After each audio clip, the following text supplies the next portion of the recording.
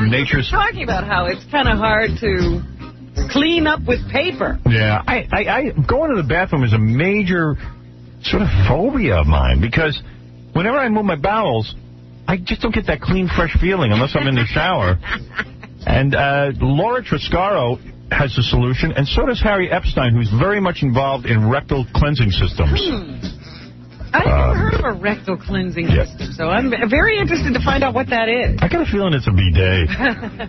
You know what I mean? Yeah, that sounds reasonable. Although Why would you go to the trouble of calling it a rectal cleansing system? Because I think he has a portable bidet that you can carry in your briefcase. What? It's like a tube. It looks like an enema tube.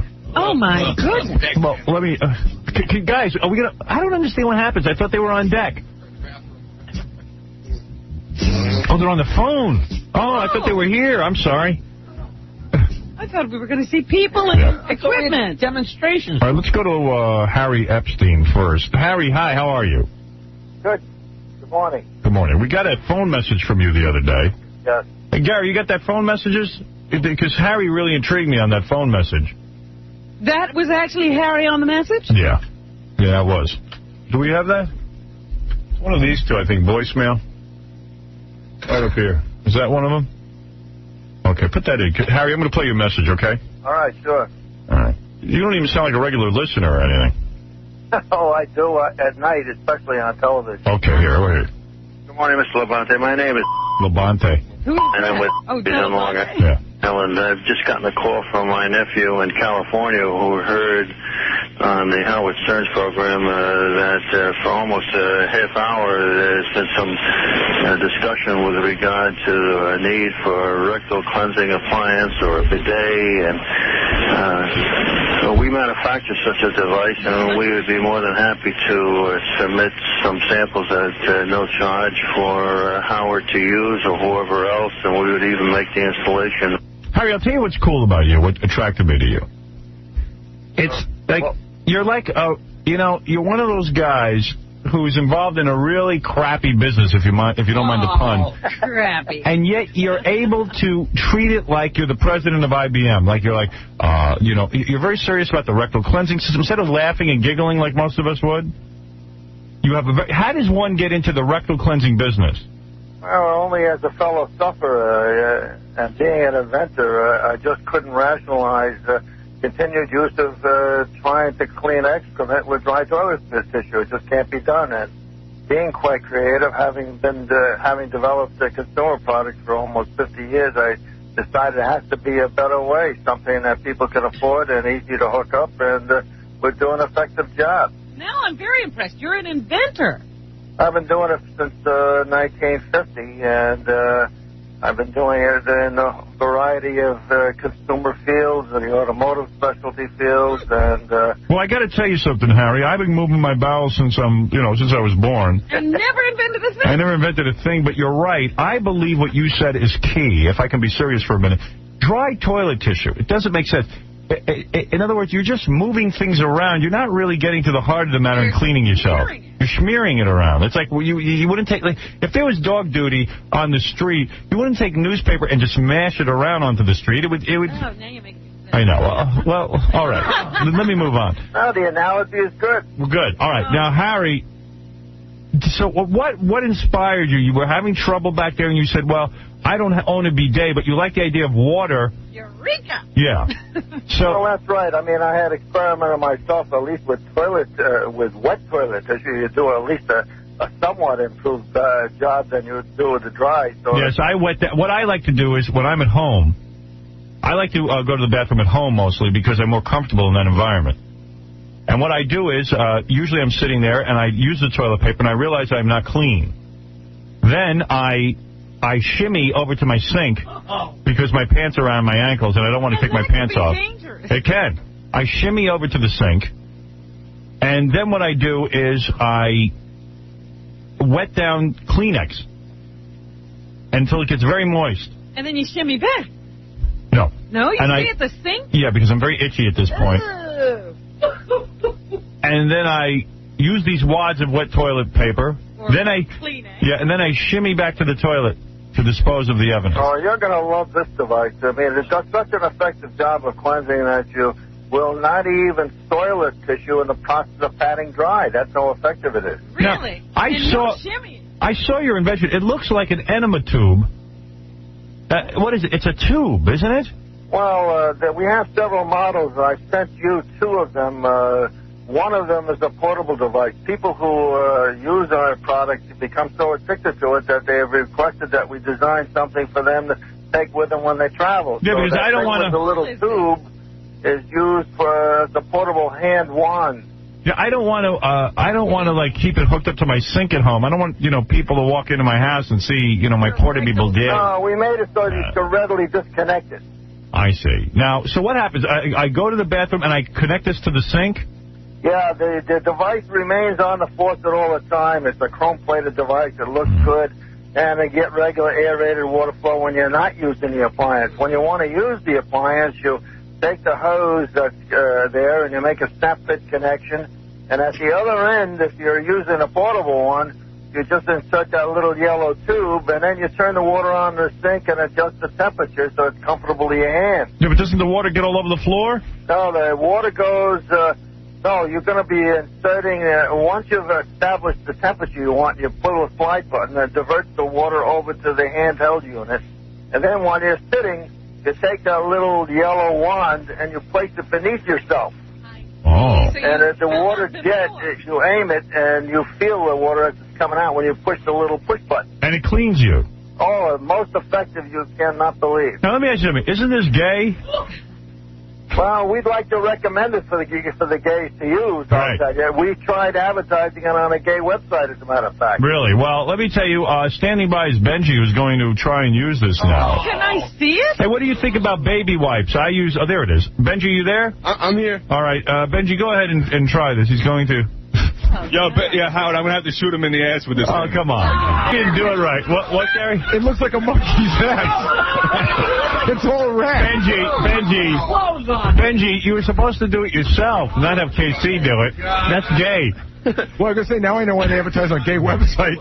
Fun with a friend, fun with the whole family. Benji, your ass is all red. What happened? It's very clean. It feels good. It feels really good, yeah. Look at that. It's sprayed on the camera. Did you go to the bathroom first? I did this morning right before I came to work. Right. Casey, why were you doing it? Why don't you let him do it to himself? Because Casey's gay. Because he couldn't. He told me I had to squirt him. So what? Am I going to squirt him in the ass? I don't care. Well, Harry, there's a lot of fun with that thing you invented. It has quite a little range on it. It's got quite an impact. Well, the other models are maybe less fun to be with, but the other model I gave you, you permanently mount it underneath the seat so that you don't have to do anything with that handheld wand. You just turn the water on and then you can control the flow. It will be pre-aimed to the anal area. Well, Harry, you are quite an inventor. Pre-aimed. Hey, Howard, Ben can put his pants up now, right? Yeah. Please do. When Casey was doing it, it looked like how they used to break up those demonstrations in the South. It looked like he was spraying down a black man. It's fun. Dude. Well, we have several models in any event, and if you're ever interested, I'll be more than happy to come and install a permanent one for you. Hey, Benji, aren't your pants all wet? He was spraying your whole... Yeah. Oh, yeah, they are all wet, but it really does feel good on my butt. My butt really... Because you know how it's hard to get the shower to totally clean you? Yes. Because you can't aim it right? Right. My butt feels extremely clean. It feels there it is. Your butt feels extremely clean. Harry, an incredible endorsement for your product. Let me tell people how they can get in touch with you. HEP, HEPPNET.com, HEPNet.com, or call 800-214-0248, okay? Very good. Thank you, Harry. Now, here is the inventor of something, another device. And, Harry, maybe you want to stay on the line for this to hear what she's invented. I will. Laura... Oh, man.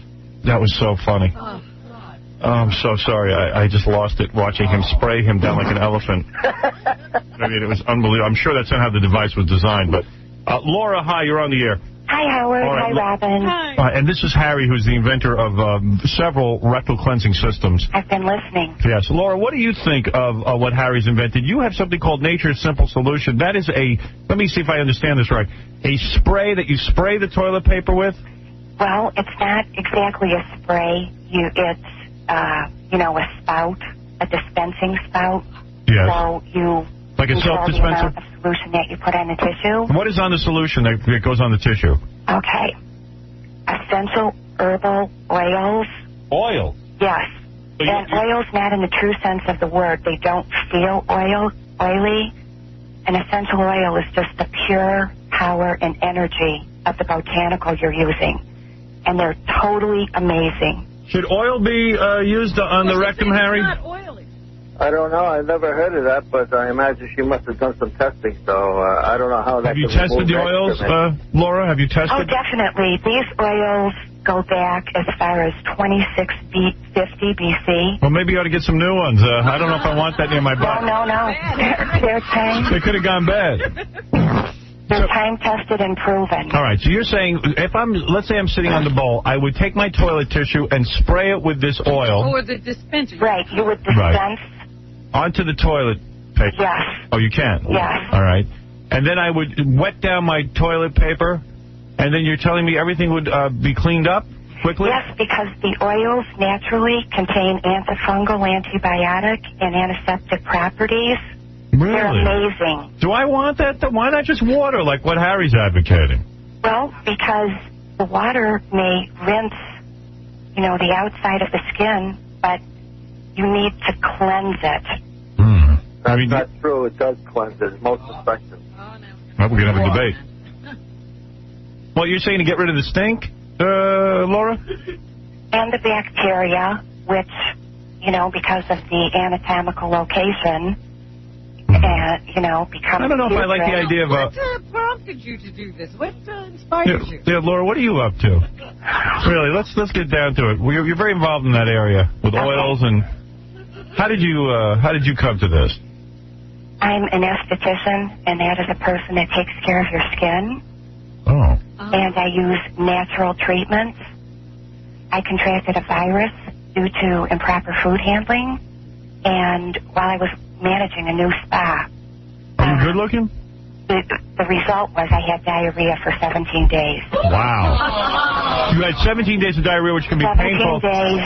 And cleansing yourself when you have diarrhea is very difficult and very uncomfortable. And you're saying that the oils got rid of the irritation? Yes, they did. What they did, actually, is help me heal as well as keep me comfortable and clean and protected. Wow. And what about just using water back there to keep you clean? Water can be irritating on it. Can it? You're dry and... Really? Water just doesn't do the trick. Well, Harry, there seems to be some debate between you and Laura. Well, try it yourself and see. Would you go for a treated water there? Well, we do manufacture and have patents on the ability to dispense a proprietary lotion, which in effect does what she's purporting. In other words, we cleanse first with a lotion, and then we rinse with plain water. Nothing. I got to tell you, I tend to intellectually agree with Harry in that I like natural, and the thought of oils and chemicals near my buttocks. Howard, there are no chemicals. What are the ingredients that will be inserted? Grapefruit seed oil. Grapefruit seed? Tea tree oil. Tea tree? Thyme, mint, lemon, sage, vitamin E, witch hazel. Any green tea ice cream in there? No. These are all things that you can, use in your food. What about if Harry's gadget would shoot Laura's oil? That's what I'm saying. I think there's a marriage here. Can you have Benji try it out? I think we got to give him a rest. I'm going to tell you. Do we have it here, Laura? I think. Pardon? Benji, do you have it here? You want to try it? He's resting. I'm sorry. He was just through a trauma. What happened to Benji? That's some ass on him. Yeah, what about nice. Oh, there he is. He's got a mop. Why is he mopping up? Because you put water everywhere. What an indignity. The guy just sacrificed himself. And now he's mopping up. Can we get someone to do that? Look, his whole back is wet. Benji, does Benji want to try this? I tell you what, Laura, we're going to try it. What? Right. Howard? Try it, Yeah. Casey. Like a hater. You want me to try it? There are people who have questions for both of you. Do you want to take some? Definitely. But Howard, yes. What about Hank the Drunk Dwarf? What about him? Can we use him as a test? No. I don't have him around. I don't have him here. He's home drinking. Oh, okay. Hold on. Sherm. He said he would try it. I'm afraid the oils are gonna infect my cuts. Yeah, can the oils infect the cuts? That's a good question. Not at all. They're natural antiseptics. They help heal that area. Excuse me, I have to go vomit. Thank you. Have somebody. I cut them off. We have written testimonials from people, in a matter of 2 weeks, they stop bleeding. It's so effective. I believe that. You heard about this bleeding. I believe it. And we got endorsements from leading proctologists across the country who recommend its use. Well, I'm amazed because I had never heard of this before. Where's my breakfast? Well, it's pretty tough to promote it. We tried calling it a tushy washer, but we were fearful that many people would not understand what we're talking about. Right, and also would not take it seriously. Joey, this is your turn. Go ahead. Hey, how you doing? Yes. You guys are crazy. This is funny, man. Thank you. Can't believe it. Hey, KC, you're a homo. How can you do this, man? You can look at that and just wash it right down. Oh, you have no idea how funny that was. All right. Listen, Laura Triscaro, the inventor of Nature's Simple Solution, the anal cleansing solution. How do you get that? You can purchase it at naturesimplesolution.com, naturesimplesolution.com, or call 888-565-8889. Now, for Harry Epstein or Epstein's product, Today's Bidet. Is that what it's called? That's right. Today's Bidet. Go to hepnet.com, HEPPNET.com, or call 800-214-0248. Thank you both. Now, wait a minute. I just have to ask, what we saw, was that the permanent one or the portable one? That was portable, what you saw. Yeah, we have 4 models. Yeah. Hey, and there's a replay. Okay, thank you. Thank you both, and I wish you both luck. I think that, while this is a funny kind of topic, I believe what you're doing is really, really good work. Anyone who can solve the problem of anal itch. I say stay at the drawing board. I don't think you got the perfect solution. I think Harry's onto something, and I haven't tried Laura's product yet, but Howard? I'm a little nervous about the oil and stuff. But Howard? Yeah. These aren't oils. You're getting the wrong impression, and I don't want to leave you with that. All right, go ahead. I want you to leave nothing behind. They're called oils, but they are not oily. They're plants and botanicals. There's nothing synthetic, nothing chemical, and this is approved by the FDA as an over-the-counter drug. All right, good. To help with itching and any anorectal problems that you might have. What do you think of that, Harry? That's how effective it is. All right, lots of luck to her. Thank you. All right, thank you. And thanks, Harry. All right. All right.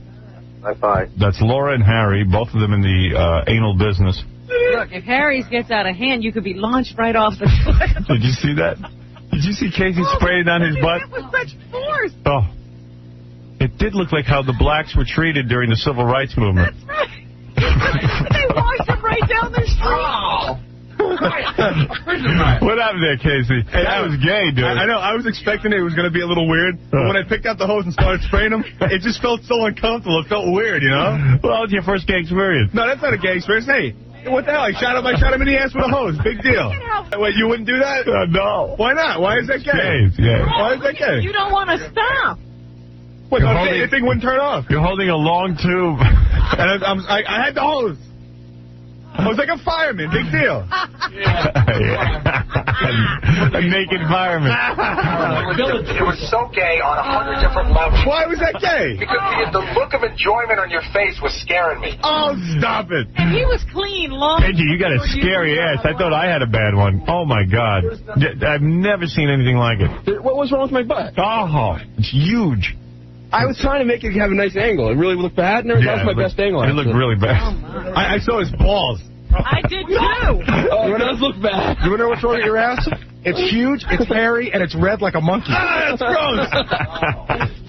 Oh, no. Don't keep replaying that tape.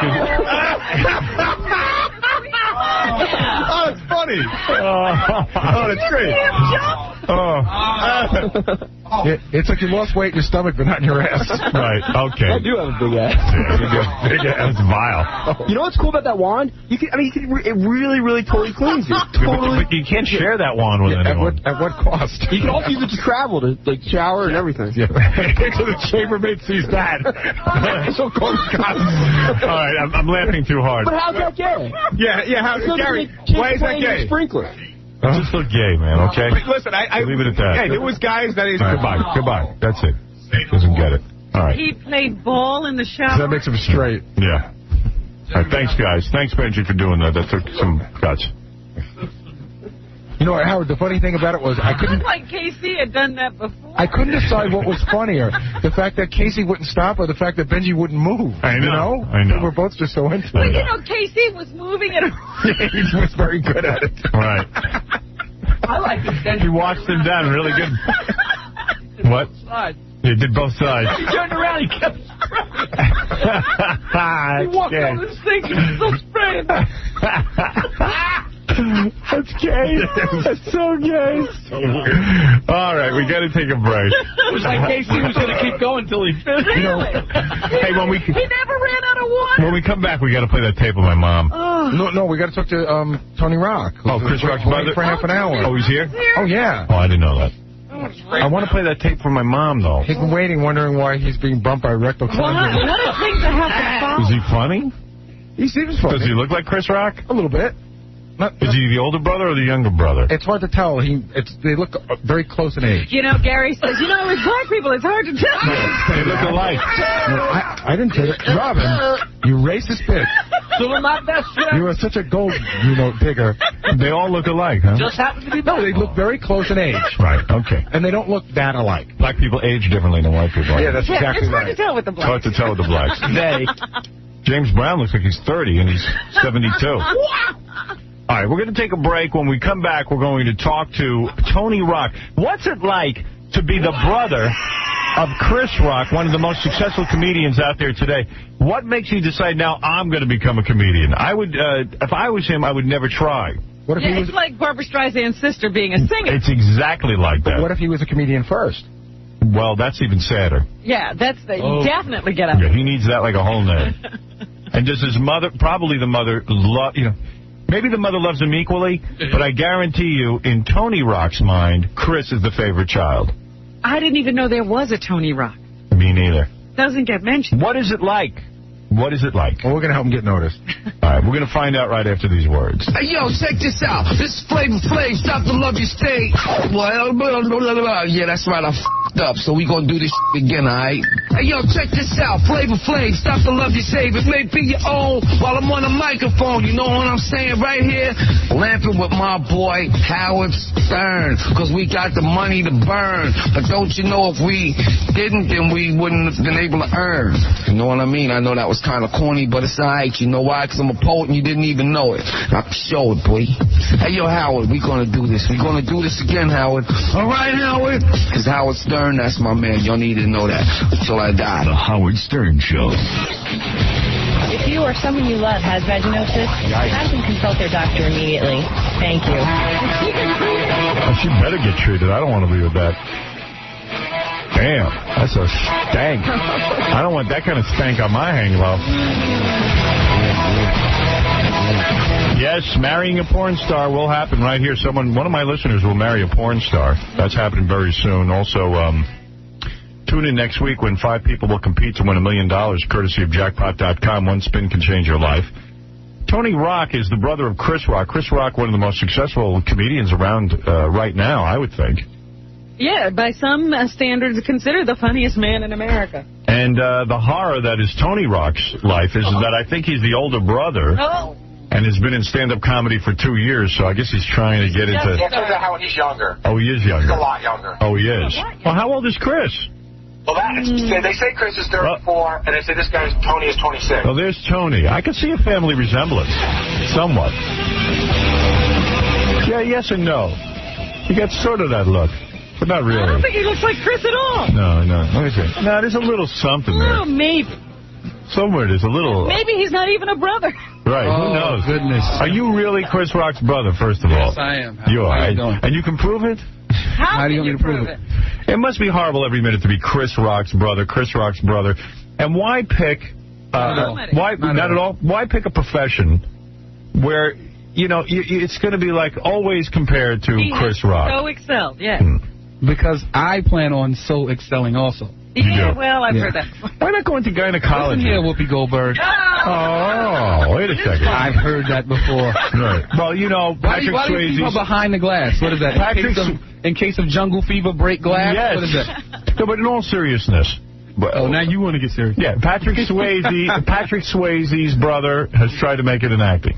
Okay. Frank Stallone, Sylvester Stallone's brother, tried to make it in acting. And so did Sylvester Stallone. We all remember Joey Travolta. It is a tough road for you. Seriously, psychologically, it's got to be a lot of pressure. Okay, seriously? Yeah. Those guys are just actors. Go ahead. I'm a comic. It's like I have to deliver right there on the... Is it like a gene thing? Is everybody in your family Yes, funny? everybody is funny in my family. Is that right? Yes. It is one thing to be funny in the family. It's another thing to get up on stage and be funny. As you well, Howard, you're welcome to come and see me anytime you want to. Now, you are doing a show at the Apollo Theater on Saturday, June 3rd. Yeah. Is that safe for white people to go to the Apollo Theater? No, not for you. I wouldn't recommend that. No, you would not, no. So the white part of my audience should stay away from that show? Your audience could probably hang out at the They could. So it's safe for white people to go to the Apollo? Yeah. Okay, good, because I know I hear Apollo, right away I start to get nervous. It's my wallet. Right. I'm ready to just run for the hills.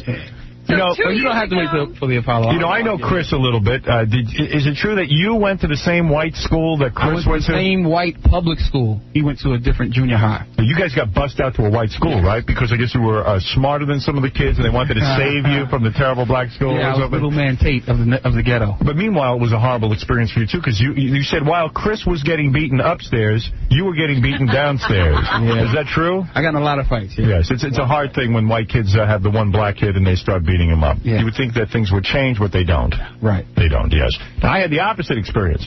I went to an all-black school. I was getting beaten on a regular basis. And so they beat him upstairs and down. Yeah, I got beaten upstairs. And I didn't have a brother to get beaten downstairs. And when you go through... You don't have any brothers? No, I have a sister. And she could hold a road. Yeah, she's a good fighter. But the thing is that you get traumatized. Are you on like a laugh track? It's like every... And she can hold her own. What's wrong with that? We say something funny. People laugh.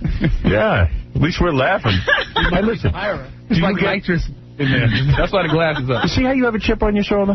No, I don't. You do? No, I don't. You do? No, I'm a cool cat. You're upset that Robin's laughing, but the fact of the matter is she's laughing with you. Okay. But yet you're defensive about it. Robin. You're defensive about it. No, this is a comedian who doesn't want you to laugh. Right. So that's the difference with his act. So when your brother started to make it, it has to somewhere in the back of your mind, if you're going to be honest now, make you a little jealous. No. Oh. My brother be jealous? I'm telling you stuff. Yeah, it's possible to be jealous of your brother. What does your sister do? My sister is not in show business. She is very in whatever she does? Somewhat. I mean, you know, she's not a superstar. She's not a superstar. Okay. And we love it that way. I love it that way, and she loves it that way. But does your sister look at you as a superstar, or just her brother? No. First is her brother, but she also is very proud of her brother. Right. Same here. You are? Yeah. I'm very proud of my brother. But I think there's certain jealousies. It's not just Chris. I have a ton of brothers. A ton? Yeah. How many brothers do you have? 7 boys, 1 girl. Really? Yeah. Who knew? Who knew? Yeah. Is Chris supporting the whole lot of you? No, everybody's a success. And what were you doing for the last couple of years before you decided to get a stand-up comedy? I was behind the scenes, studying, learning the ropes. Everywhere Chris was, so you were a waiter. I was there. Yeah. Now, what were you doing? Chris was, I was there. Oh, so you were working for your brother? Not working for him, but I was on the road with him, studying, learning the formula. I see. So, in other words, you watched Chris get up on stage and it gave you the power. No, I knew that I was going to get on stage at some point. You did? Yeah. And did Chris know? Yes. Okay. Right. And you are going to constantly be compared. Even some of the other comedians resent you. Right. Because they feel you're getting ahead because of your brother's name. Right. And they also resent me because in 2 years I've done more than some of them have done in 5 years. Right. So they feel it's because of your brother. You're always going to get that too. Of course.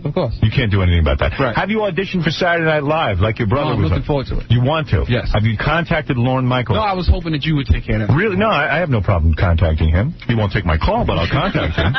There's no problem with that. And your brother has a beautiful wife. Yes. He's slept with many beautiful women. Do you hope to have the same kind of lifestyle? I've already slept with a lot of beautiful women. You have. How do you get that? I don't want to get married. You tell them you're Chris Rock's brother? No, I just... You get them on your own? Yeah. He has it on his shirt. Does your shirt say I'm Chris Rock's brother? No, yes, it does. Look at that. Oh, I see. So are you making a living as a comedian? Yes, I am. You do not do any other jobs? No, I don't. That's it? Yeah. Well, that's quite amazing.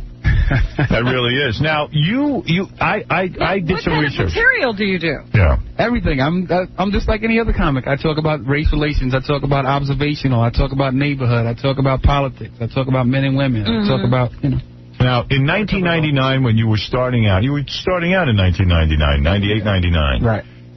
You got a horrible review in the Boston Herald. Really? Yeah, you did. Which is, and I bring this up for a reason.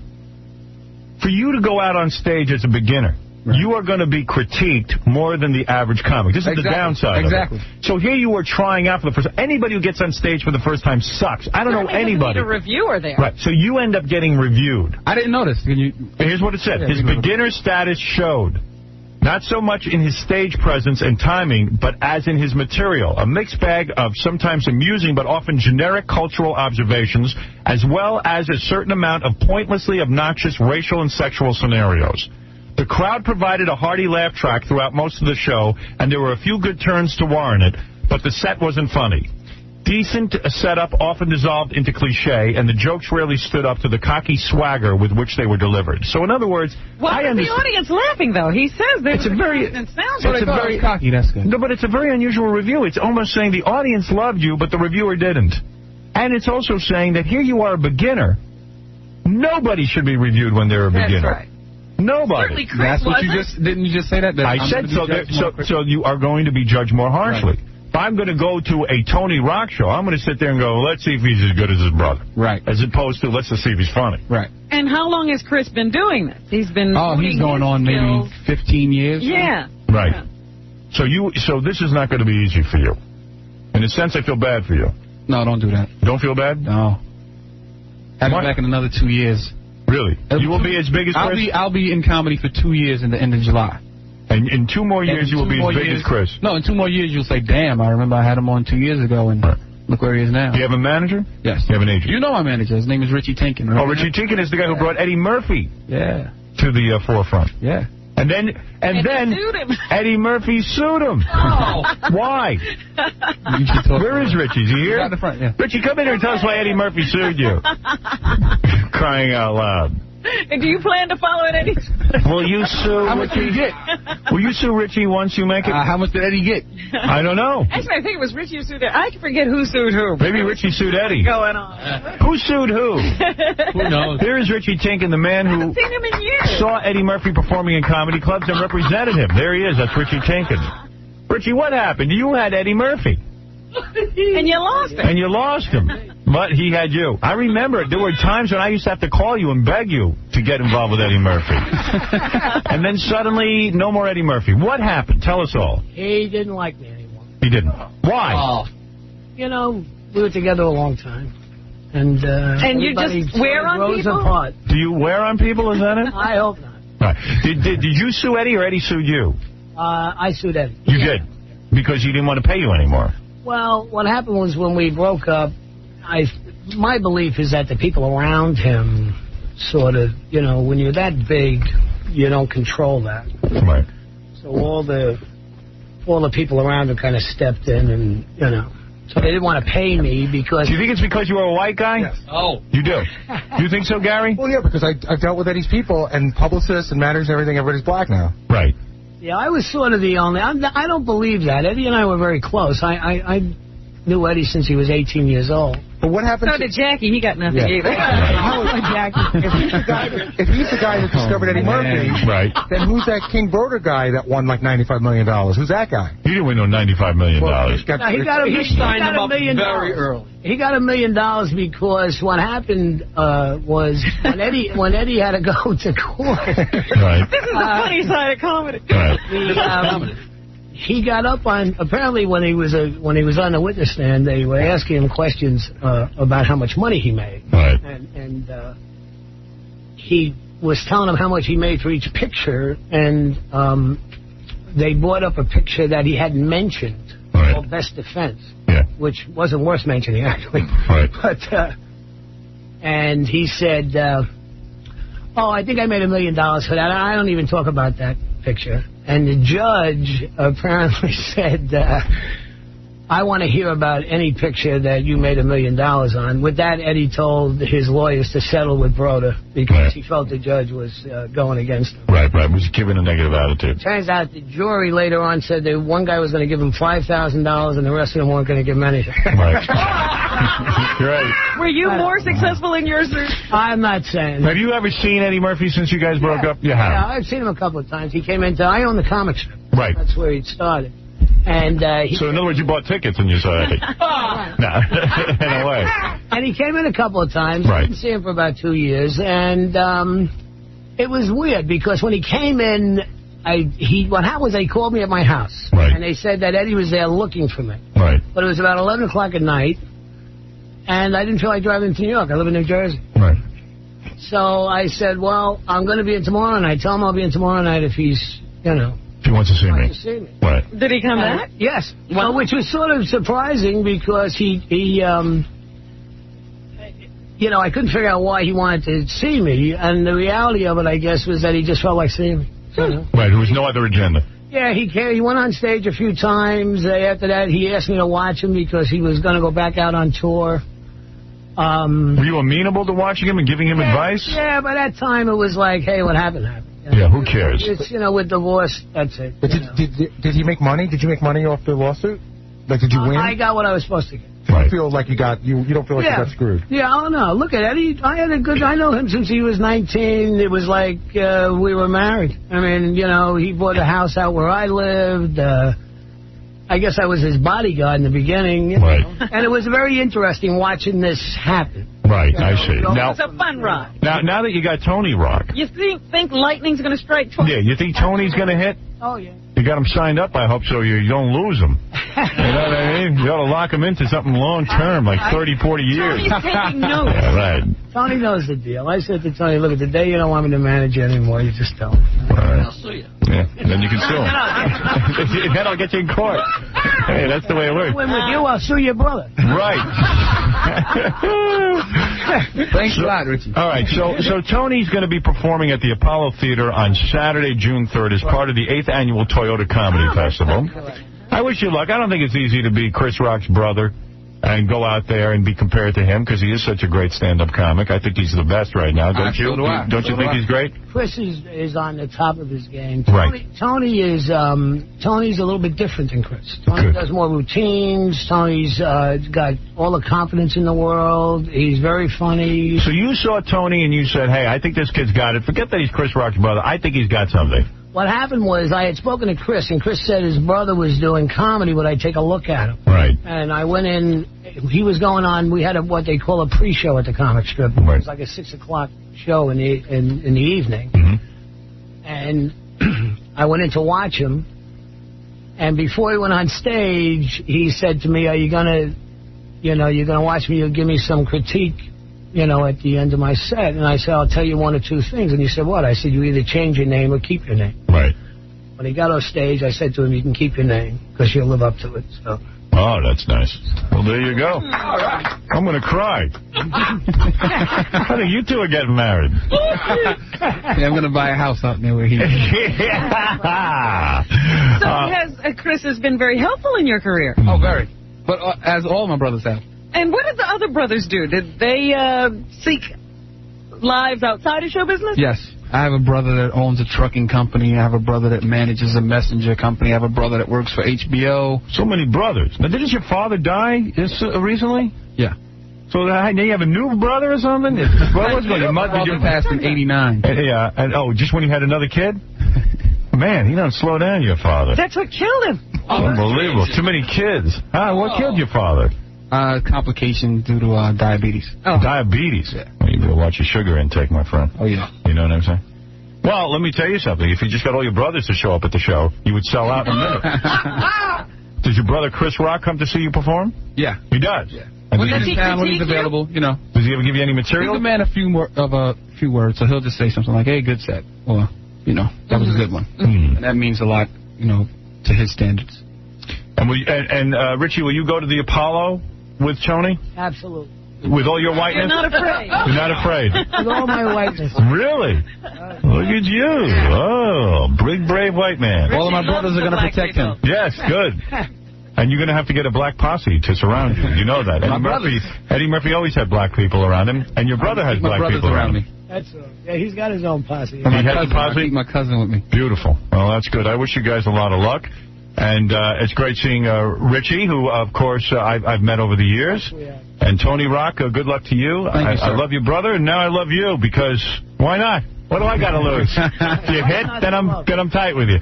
Tony Rock will be performing at the Apollo on Saturday, June 3rd. Go see him, or go to ToyotaComedyFestival.net. And later on in the show, I'll give away a pair of tickets to see you, okay? And we'll be back right after these words with the phone call from my mother from Brooklyn. Yesterday. Brooklyn? Gotta say that. Do you use the N-word in your act? Of course. You do? Of course. So you admit that? Of course. Right. It's sort of mandatory. Is it mandatory? No, not really. Do black people come down on you for using the N-word? No. Do white people like it because of it? Some people, you know. Some people do. It's comedy. Just relax. It's just comedy. Right. At the end of the day, it's still jokes. That's right. Absolutely. The N-word is funny. Do you do all your own writing, or do you have people you work with? No, I write everything that I say. How many times a minute do you use the N-word? At the Apollo, I'll be using it maybe 10 times a minute. Have you had sex with white women? No. You have never had sex with a white woman? No. Oh, I don't believe that. He's not big yet. Nose is grown. Yeah. No, you were going to go to scores after this. And there you go. Have sex with a lot of white women. Yeah. We'll go through the whole place. Okay. No, seriously, you've had sex with white women, right? No, I haven't. Really? Have you had sex? Oh, yeah. Only with sisters. Are you not attracted to white women? I didn't say that. You would have sex with a white woman if you could get it. I'd have sex with a beautiful woman, period. You don't care? Yes. Tony, are you married? No. Would you like to marry a porn star? Which one? A white one. Give me some names. Madeline Knight.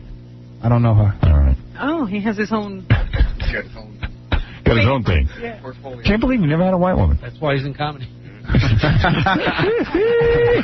After this is rock music. How old are you? 26. Oh, yeah, you got to get a white woman. Yeah, I'll tell you, that's the prize. Right there. We're going to scores after this, man. You bet. Oh, after the Apollo, we're going to go to scores. I know your brother's gotten a couple of white women. Every time I see him, where the white women at? Every minute. Not what he said. Oh, that's right. Doing someone else. All right. Anyway, listen, I wish you luck getting a white woman. I wish you luck in your career. Thanks a lot, man. All right. And, Richie, great seeing you. And we'll be back right after these words. Later. Tired of niggas, man. Damn, man. You know what the worst thing about niggas? Niggas always want some credit for some shit they're supposed to do. For some shit they're just supposed to do. A nigga will brag about some shit a normal man just does. A nigga will say some shit like, I take care of my kids. You're supposed to, you dumb motherfucker.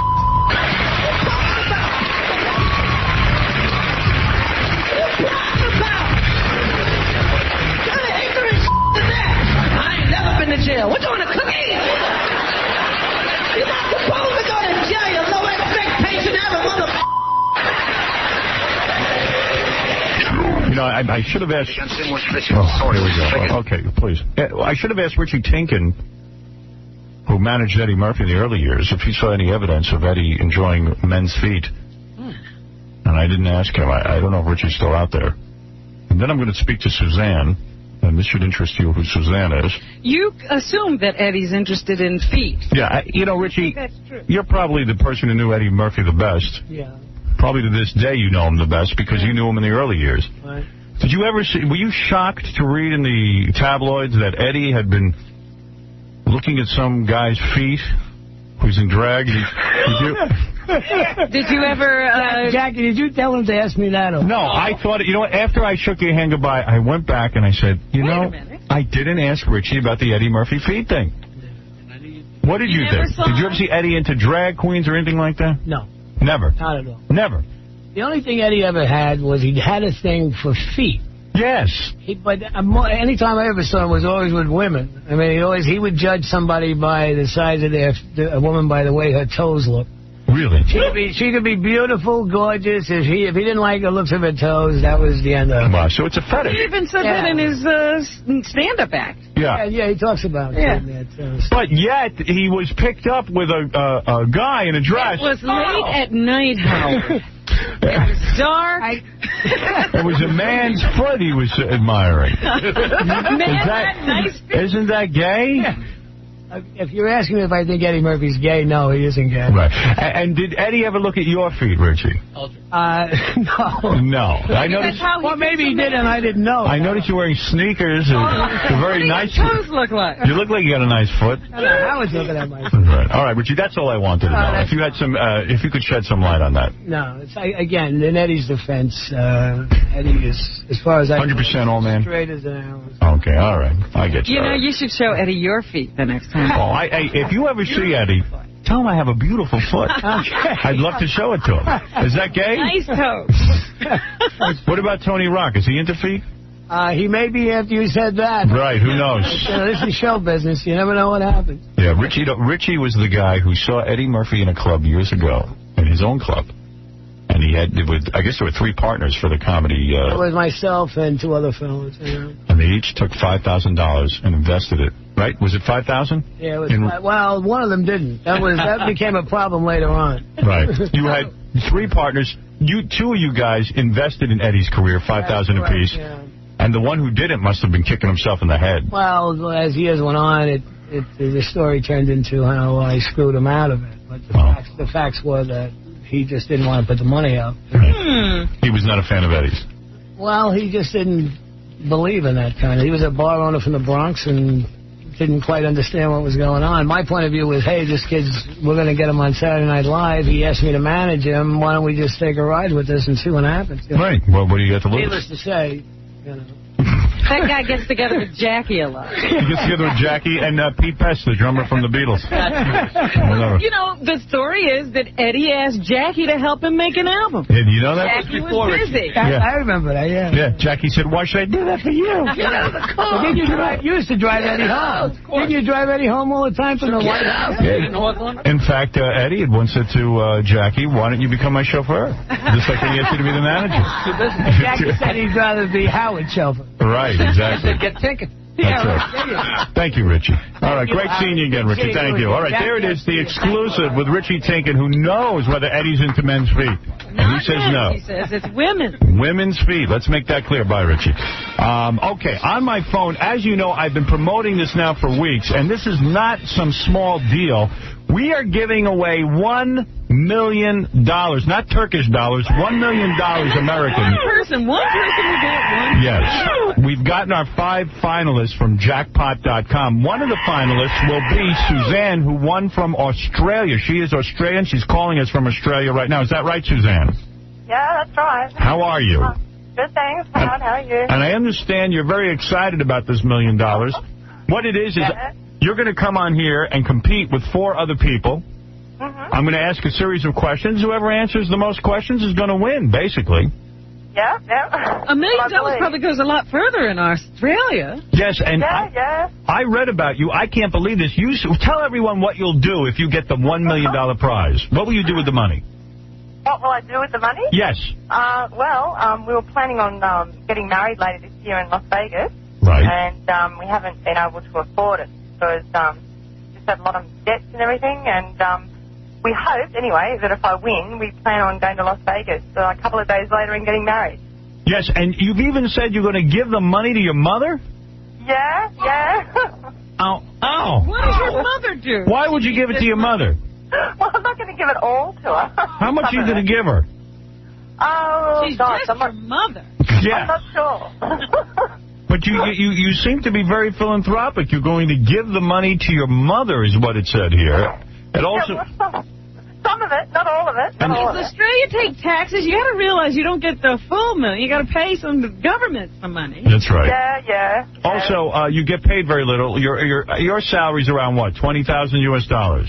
Yeah, a little bit more than that. Not much more. What do you do? She's a medical transcriptionist, whatever the hell that is. What is that? It's a typist. So I basically just do medical work, type out medical reports. And you have another job as well, right? Yeah. And between the 2 jobs, you make $20,000? Well, I've only just started the second job, but it wouldn't be much more. It'd probably add another 5 or 6 a year. What's that job? It's the same thing. Did you ever think of hooking? Yeah, I have actually. You have, yeah. In fact, I can imagine. Yes. I'd just be a bit worried I'd have to pay them, though. So, You also say you would give some of the money to one of your friends that's having a hard time raising 3 children on her own. Yeah, that's right. I'm telling you, the money's going to be gone. You're like the Mother Teresa of money. So, Hardly. No, not me. And in fact, you have even tried numerous times to get on Who Wants to Be a Millionaire in Australia. Yeah. Now, I imagine you've never even heard the Howard Stern show. You just went on this internet site and won this opportunity, right? No. I have heard of your show. Yes. I've been to the States a few times, and I have heard about it, yeah. Oh, good. All right, well, we're going to look forward to meeting you, Suzanne. Are you an attractive woman? Well, I don't know. What's the definition of attractive, huh? Well, do you look like Pamela Anderson? Or do you look like Nicole Kidman? Or? I don't look like Nicole Kidman. You do? And unfortunately, unless I win the $1 million, I won't be able to afford to look like Pamela Anderson either. Right. So anyway, when you get in here, we're going to all be pulling for you. There'll be 4 other contestants who we'll all meet. And that's going to be, gee, when are you coming on the show? I don't know the exact date. Next Wednesday. Next Wednesday, great. You better start now. All right, good. So that's going to be great.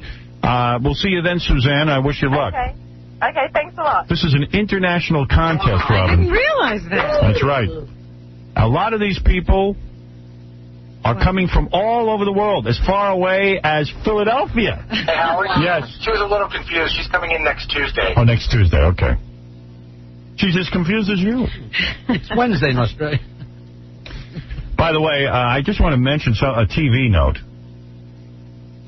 Will Michael J. Fox go away already? I mean, this guy's been retiring now. Oh, my God. I'm reading in the paper, they say, not today, they say, tonight is Michael J. Fox's last episode of Spin City. I thought 6 months ago was this guy's. We've been hearing about this for quite some time. I mean, he won't go away with the goodbyes and the goodbyes and the goodbyes. Goodbye already. Judge will be gone before. You're not kidding.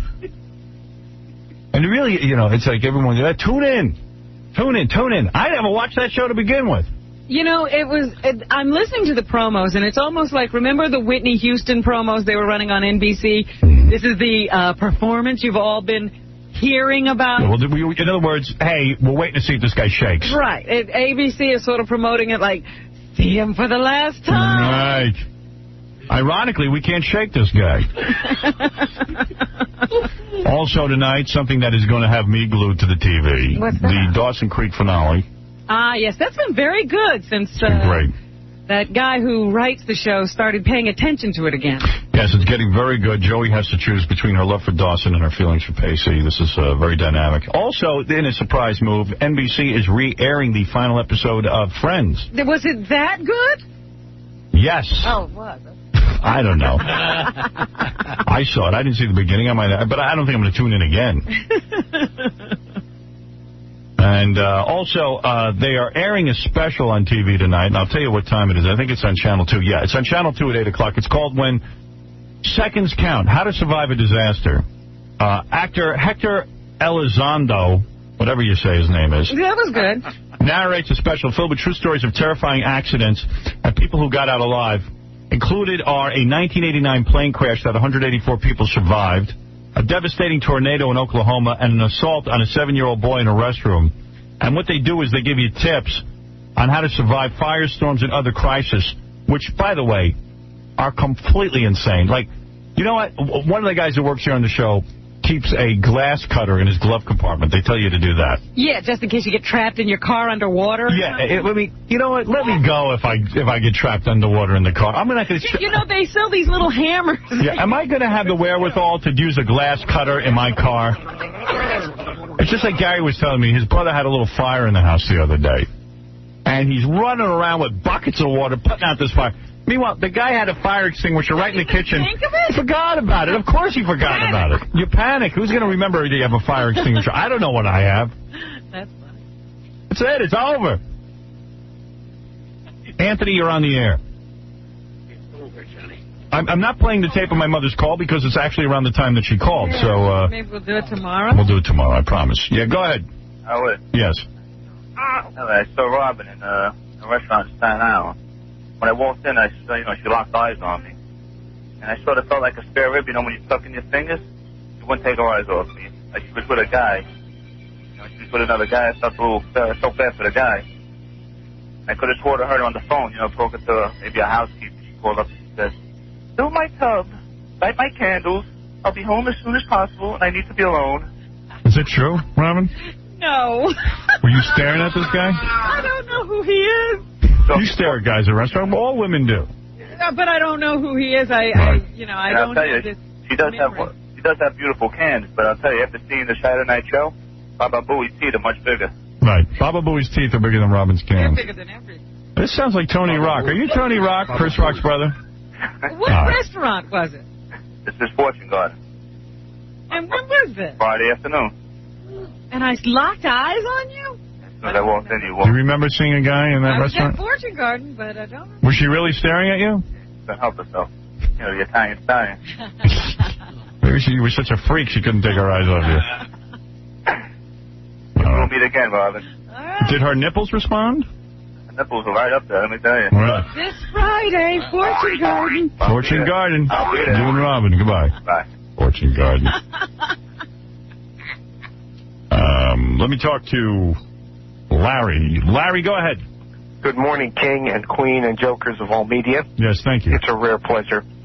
I was an attendee at the school board meeting following the election of your supported candidate in Bucks County, The Pennsylvania. kid I endorsed for school president, I won, by the way.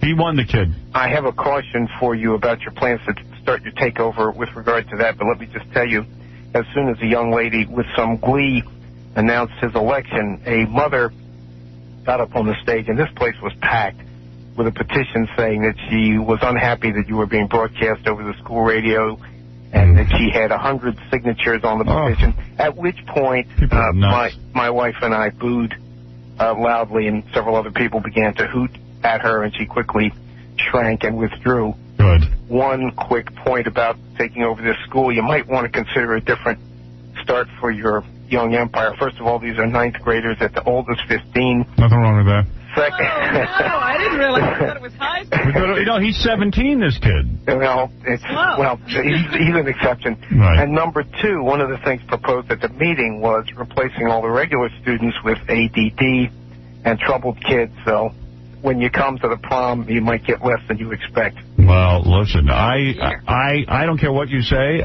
My candidate got in as president of the school, and we're taking over. We were pleased to hear that it did. We're longtime residents, and both of us, my wife and I, are longtime fans. Thank you very much. We love you, and thank you, Larry. Thank you. As a matter of fact, Understand, the high school is full of 15-year-olds? Who knows?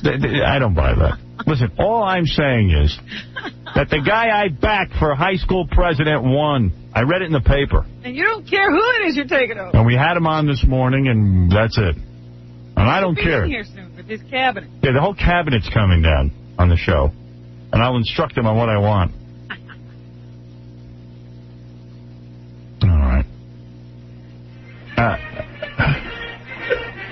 Yes, Abraham, go ahead. What do you want, Casey? Don't interrupt me. Howard. Yeah. What do you want? Well, excuse me 1 minute. Excuse me. What? I'm giving you tapes. Oh, okay. Do you want those tapes? What tapes? The one of the kid, the president? What tape? The speech you gave to the... No, I don't want that. I didn't ask for that. Okay. All right. Howard? Yes. Yeah, we've been waiting a couple of years for your next movie to come out. When you get on? What's wrong with this? I don't know. I'm sorry, my phone is a little messed up. Yeah, call waiting or something. Hello? My next movie, I don't have a next movie. Thank you. Why? Why not? Because I first of all, I put a lot of thought into what I do, and I read a lot of these scripts. I've been offered a ton of movies. I'm a little bit, I thought there was one you were interested in, and they went to rewrite. Yeah, but they did the rewrite. I didn't see anything all that different. I mean, you're in in the the rewrite. middle of, like, renegotiating your contract and everything by the end of this year. And what a better way to, to get on with your... Believe me, I'd like to take a year off and go make a movie, but I can't do that. I mean, this is a full-time job. You don't have much of a life when you do a radio show every day. Radio show is your life. Radio show is your life, and your life becomes the radio show. Just now, Richie was saying we ought to come to the comic strip, and I'm like, are you kidding? We got to go to bed. Right. No time for anything. I'd love to come. If you're lucky, I like to go to the gym every day and at least move around a little so I don't turn into a complete blob. I do the radio show, and then, you got to... You're wiped out. And you're wiped out. Yeah. So, how about this Doomsday thing? I'm in the middle of getting that together. Okay, cool. All right, guys, well, that's even more work than going to high school. Robin, you're a cutie. Thank you. Thank you. I'll see you at Fortune Garden, too. Right. Anybody who thinks Robin's cute, go to Fortune Garden over in Staten Island.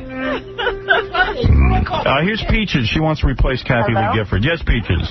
Hello? Yes, Peaches. Yeah. Can you turn off your radio, Peaches, darling? I'm listening now. Yeah, turn it off. Oh, okay. She doesn't want to miss the show, huh? Right. What are you trying to But do? she is the show, Robin. Yeah? Peaches, what is this? You want to replace Kathy Lee? Yeah, I do. What is your credentials? What are my credentials? You got to move out of that neighborhood first, though. Yeah, I know. It's 9th Avenue. Before they take you away, what is your credential to be the host of the Regis and Kathy Lee show?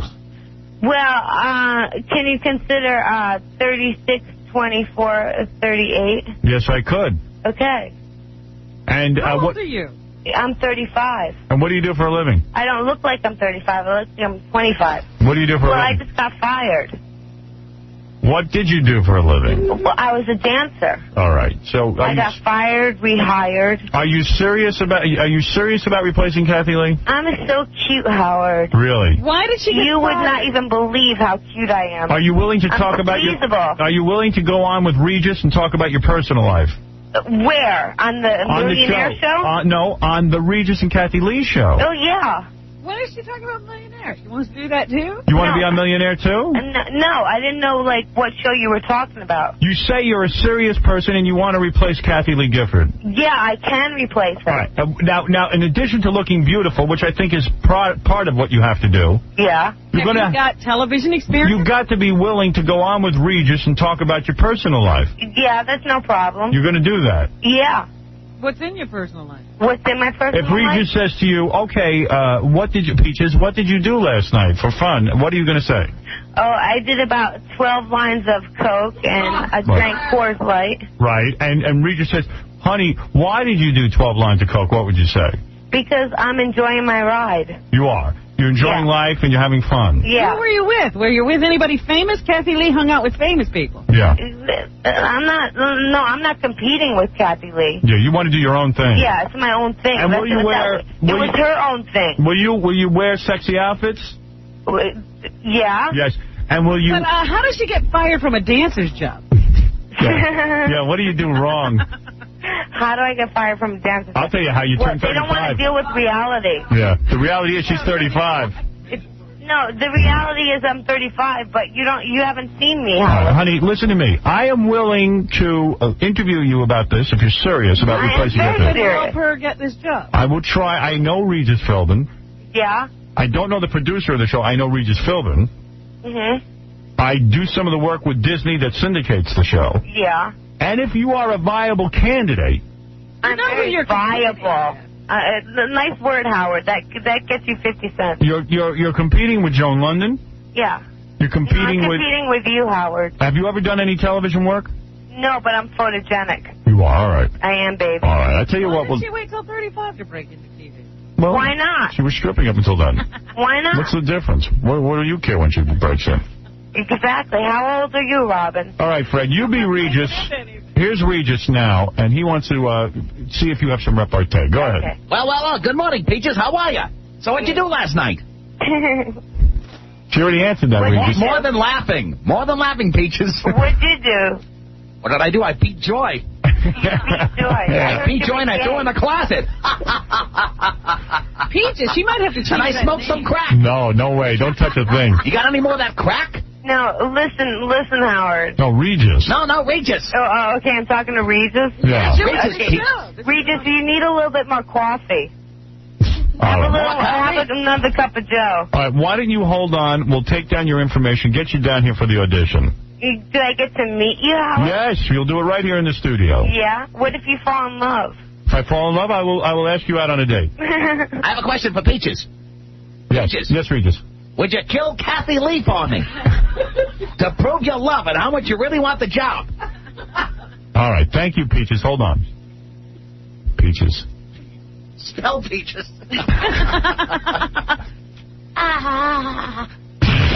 I did several lines. That was great. I'd watch it. Would you watch it? I would. I'd have to tune in. The Peaches and Regis Philbin show. Well, train wreck. Welcome to This Morning with Regis and Peaches. Gentlemen, prop the whore up. Some clothes on, Peaches. What's it called, that show? Good Morning?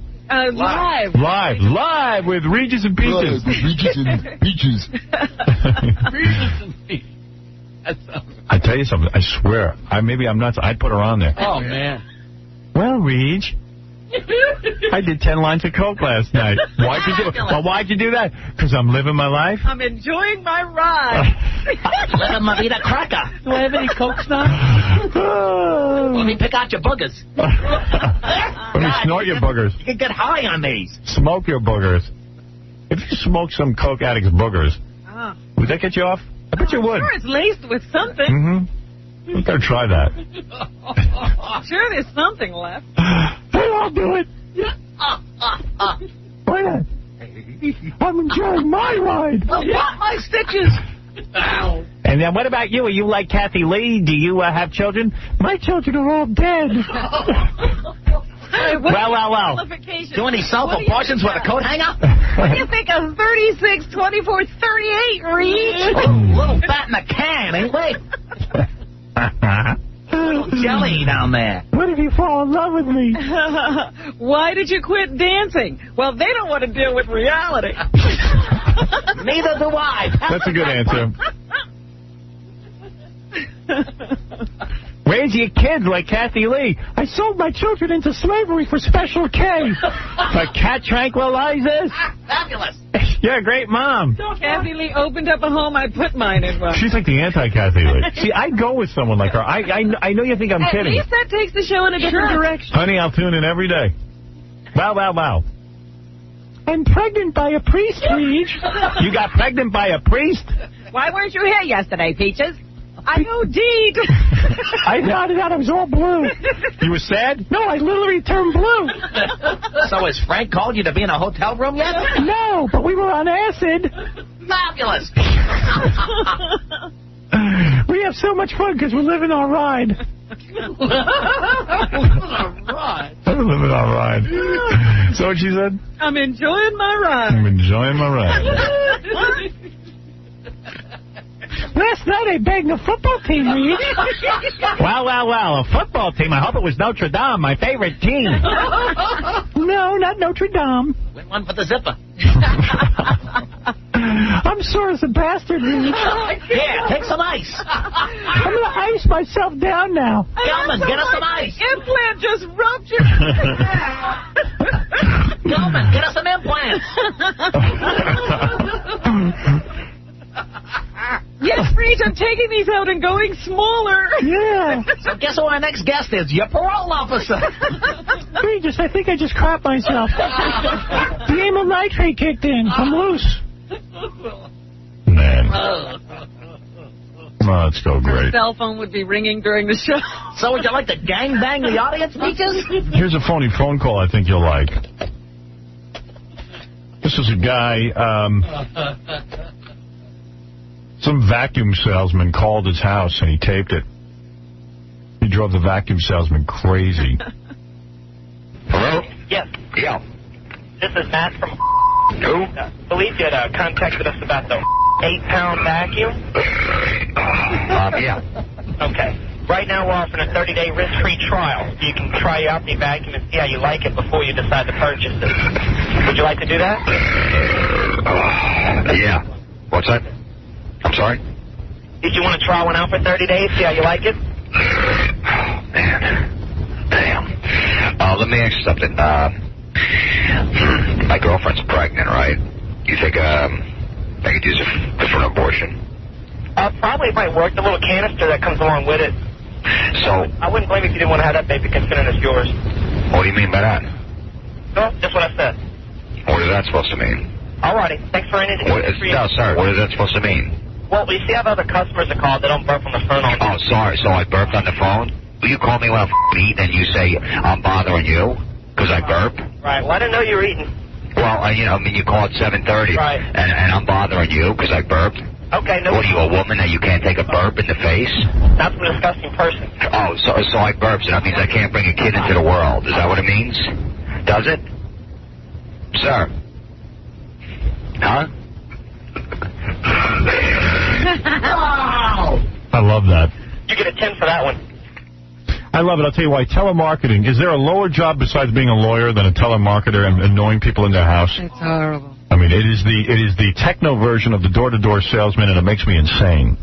And why do they have to read to you when they get you on? Yeah. I mean, so he just was like vomiting in that guy's face. He's like, bleh.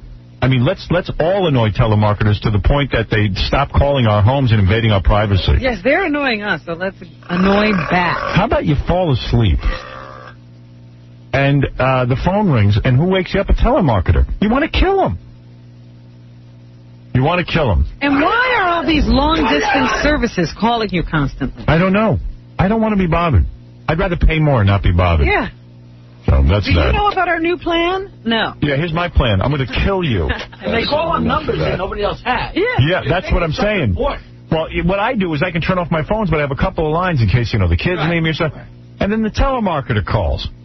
And I'm like, oh, my God, you woke me up, you prick. Sleep is a commodity that I just don't, get enough of. And they really have great technology because they have automatic dialers. So they don't even know if they've gotten a machine. They come on, hello, Robin, is that you? And they use your first name, like they're friends. Yeah. Gary Garver met Dennis Quaid at the LAPD Celebrity Golf Tournament. And here's what happened. What brings you here today? LAPD. My community service time. As the judge. Do you think golf is a sport or a way for rich men to dodge their wives? Oh, I think it's a great way to beat yourself up, actually. Yeah. Have you ever farted while stroking your balls? Have I what? Or farted while stroking your balls? Yes. Very audibly so, too. Do you wash your balls before you whack them? Yes, every time. Do you roll your balls around in your hand before you tee off? Absolutely. Did you ever hurt your balls swinging a golf club? I don't know. I never asked. Do you think the OJ verdict was just? Absolutely.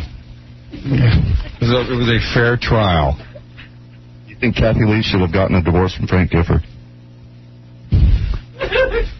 Well, that's not for me to judge, is it? He without sin.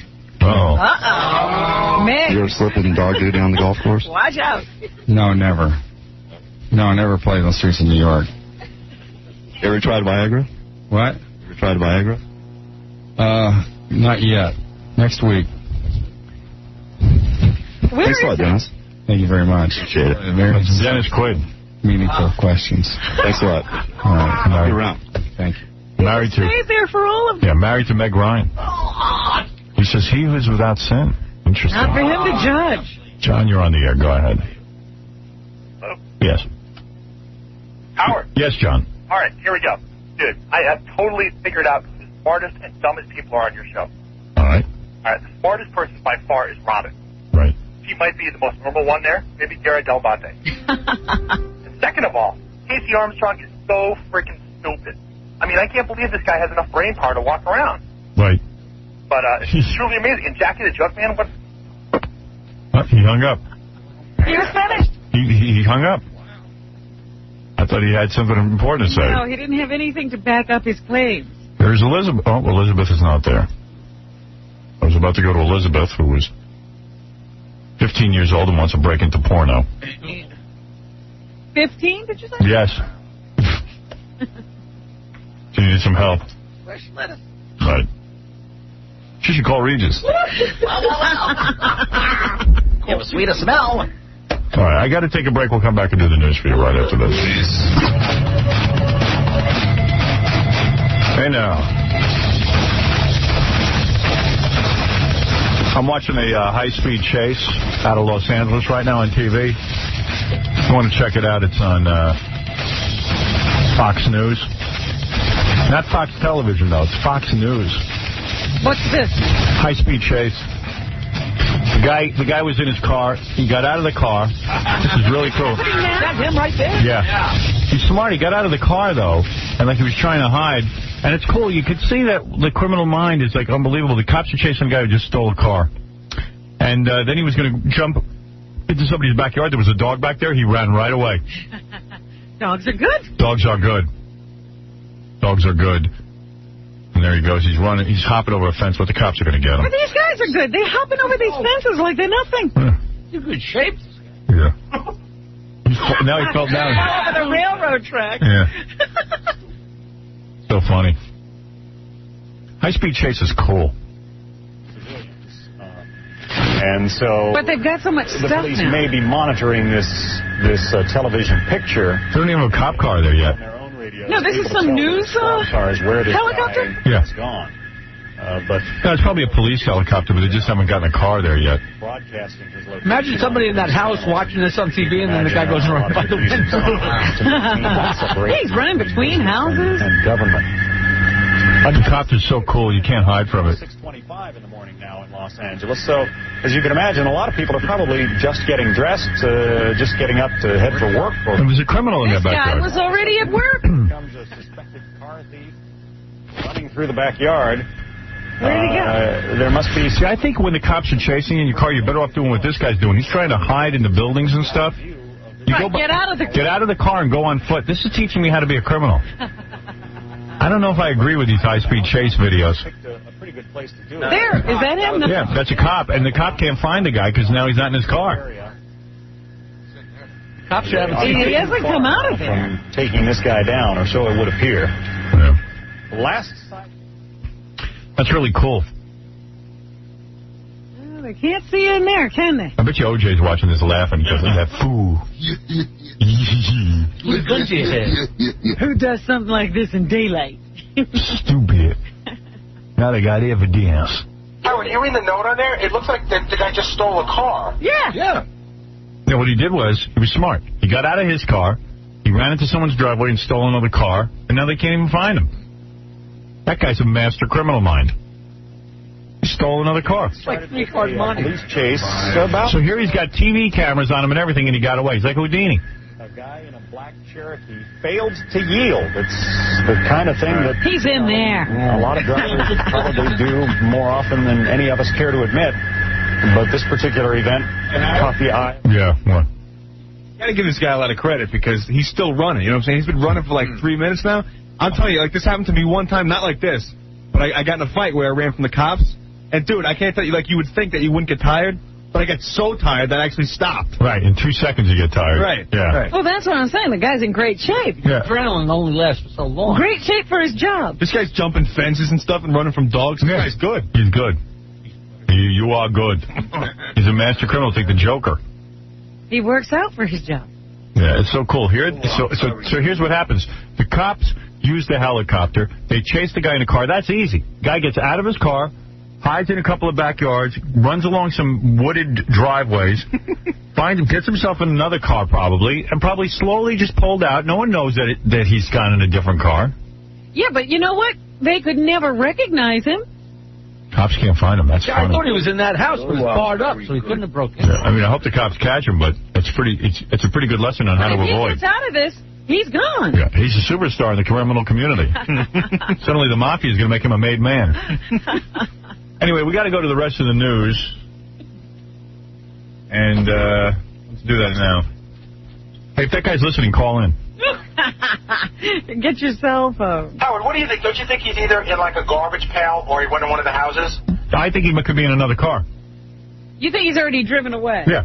Well, he ran around the back of this house right here, right? Like, if I knew how to jumpstart cars, which I don't, but if that was my business, I would just go into a driveway, get a different car, sneak into the car, maybe even hide in the car for a while, and then pull out slowly, like nothing ever happened. Like you're just going to work. I'm going to work. Yeah, officer, I'm sorry, I'm going to work.